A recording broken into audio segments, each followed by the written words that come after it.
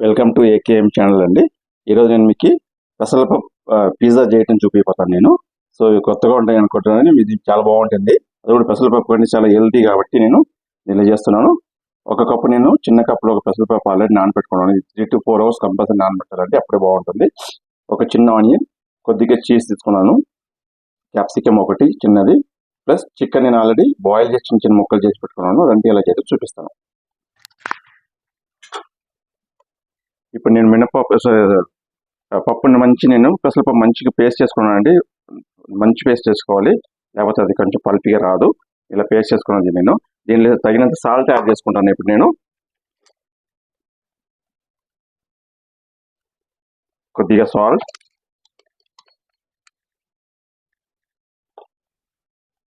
కొద్దిగా chilli flakes add చేస్తున్నాను, plus oregano seeds కొద్దిగా యాడ్ చేస్తున్నాను నేను టేస్ట్కి. దీన్ని మంచిగా మిక్స్ చేసుకోండి. మంచిగా మిక్స్ అయ్యింది. ఇప్పుడు నేను ఆల్రెడీ ఫ్యాన్ పెట్టుకున్నాం స్టవ్ మీద, ఆయిల్ సరుముకున్నాను ఫుల్ దీనికంతా. దీన్ని వేసేసుకున్నాం. ఇప్పుడు మనం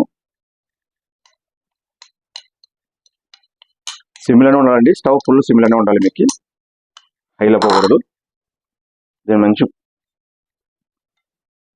ఫ్యాన్ అంతా ఫుల్ అయ్యేది చేసుకోండి. ఇట్లా ఇది అయిపోయింది. అయిపోయిన తర్వాత దీంట్లో ఆనియన్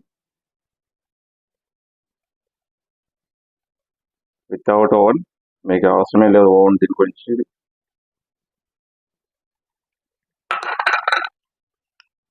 చికెన్,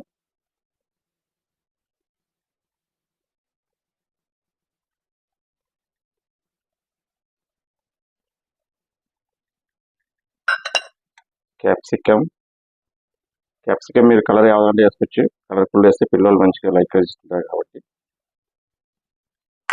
ఇప్పుడు నేను చీజ్ ఆల్రెడీ చేసి పెట్టుకున్న చీజ్ని దీని పైన వేసుకుంటారా ఇప్పుడు.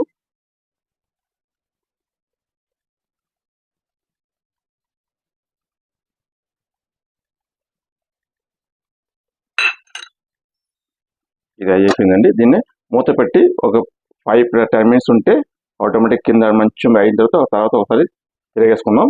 తర్వాత మీరు అయిన తర్వాత చూపిస్తాను మీకు.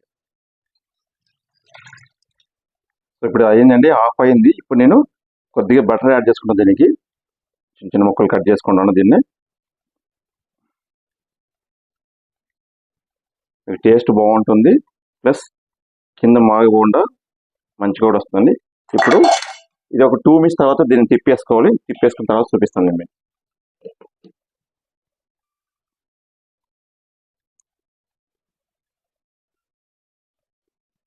సో పెసరపప్పు పిజ్జా రెడీ అయిపోయిందండి. చాలా స్ట్రక్చర్ కలర్ఫుల్గా ఉంటాయి, టేస్ట్ కూడా మీకు చాలా బాగుంటుంది. కాబట్టి చూడండి, పిజ్జాకి దీనికి స్మెల్ అయితే అద్దరిపోయింది.